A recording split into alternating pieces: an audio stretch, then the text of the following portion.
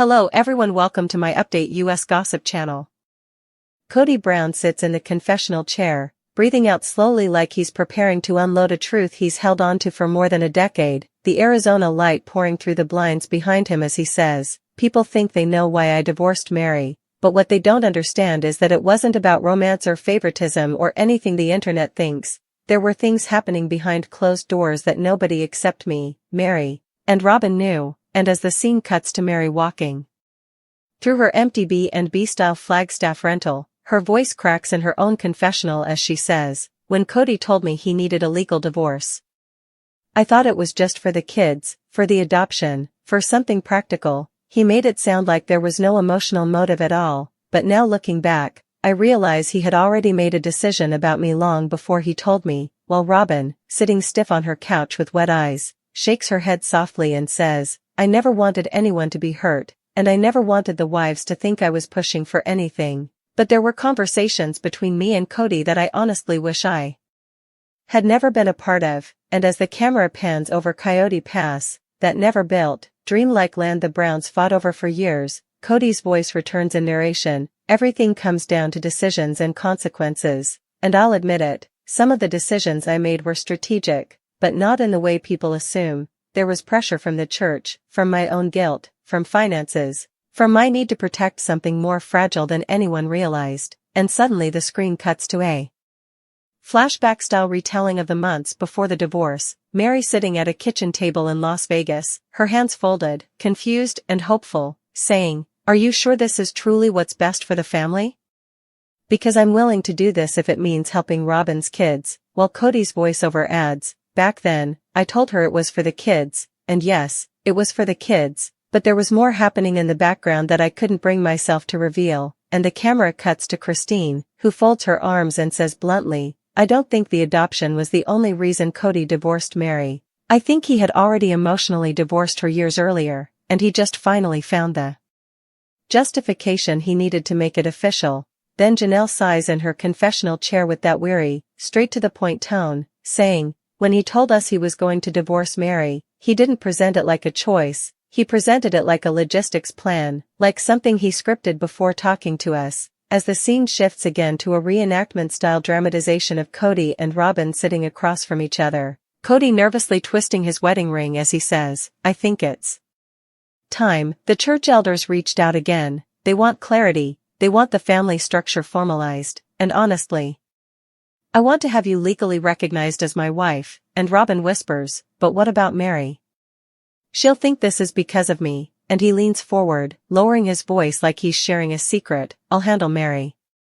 Then the camera cuts to present-day Robyn in the confessional, pulling in a staggering sigh as she admits, "Kody told me that the church leadership had been asking questions about the family structure, about who the head wife was, about legal protection, things that made me uncomfortable because I didn't want to be singled out or made into the reason everything changed." And then Kody jumps back in with, "People don't get the pressure I was under. We were on TV, the church was watching, the laws were shifting because of the whole polygamy investigation in Utah, and attorneys were telling me that if something happened to me or Robyn, her kids wouldn't have any legal standing in our family." And the camera pans to a reenactment of a somber meeting between Kody and an attorney in a dim office, where the attorney warns, "Without legal ties, Robyn's children won't have the same rights as your biological kids. If there's ever a custody issue, a financial issue, a medical emergency, the courts won't recognize you as the father unless the adoption is formalized." With Kody rubbing his forehead, muttering, "So the only way to protect them is to marry Robyn legally." But the attorney pauses, raising a brow, "But you're already legally married." And the next scene shows Kody back in his confessional chair, almost defensive as he says, Yes, I know, I could have kept the legal marriage to Meri, but the truth is that my relationship with Meri had been strained for a long time, and I wasn't strong enough to fix it, and instead of working through it, I chose the easier path, at least easier in the moment." And then the camera cuts to Meri with tears in her eyes saying, "He didn't tell me he was already checked out. He didn't tell me that emotionally, spiritually, mentally, he was nowhere near our marriage. He just came to me with this family needs this narrative that made me feel obligated to help."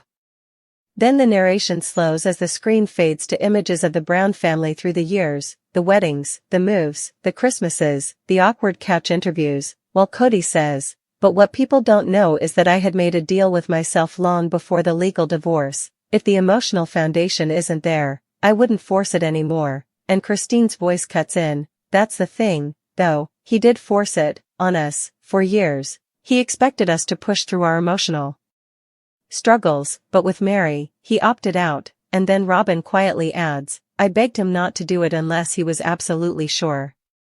I begged him not to hurt Meri. I begged him to talk to her honestly, but he said he didn't want to break her heart by telling her the whole truth." And the camera cuts to a scene of Kody pacing across the property line of Coyote Pass, kicking at the dirt as he says, "I'm not proud of how I handled that season.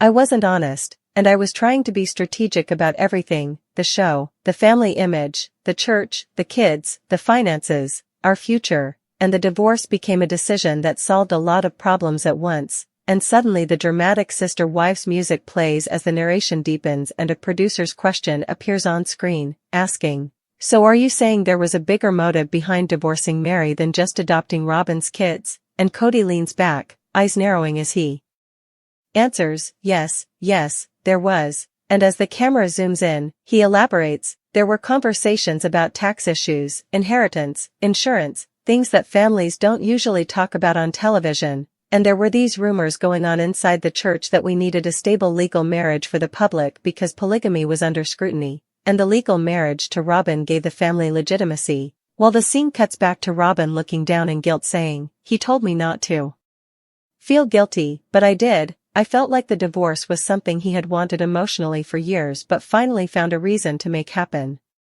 In another confessional, Janelle sighs deeply, her shoulders dropping as she says, "I think Kody saw the divorce as a way to reshape the whole family structure around Robyn. He always said she was the one who followed the rules, who respected him, who supported his dreams, and maybe subconsciously he wanted to build the family under her influence." And then Christine reappears, rolling her eyes and saying, "He always said Robyn was obedient, that she was easier to work with, so of course he gravitated toward her. He wanted a wife who worshipped him, not one who challenged him." While the camera returns once more to Meri, who sits quietly with her hands clasped, staring off to the side before whispering, "I thought the divorce would bring us closer.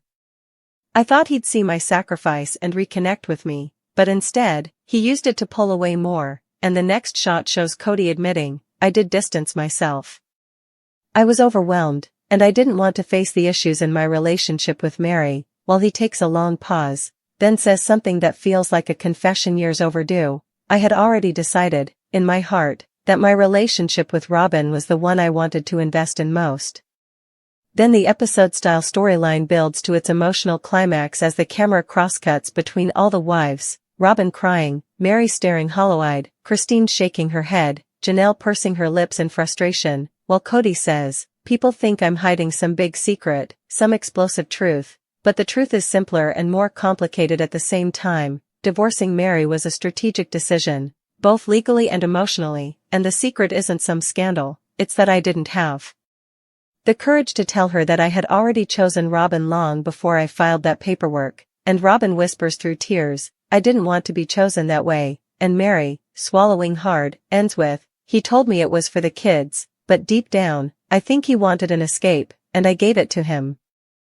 And as the tension builds, the episode shifts into a raw, late-night scene at Robyn's Flagstaff home, where the cameras catch Kody pacing back and forth in the kitchen while Robyn sits at the counter with tissues scattered around, and she says softly, "You know the other wives think there was a secret agreement between us, that you and I planned this from the beginning." And Kody stops pacing, resting his hands on his hips as he replies, "There was no agreement, not in the way they think, but there was a moment, back in Vegas, when you and I realized that our connection was different, and maybe that's what they're picking up on." And Robyn's voice cracks as she pleads, "But that wasn't supposed to replace your other marriages, Kody.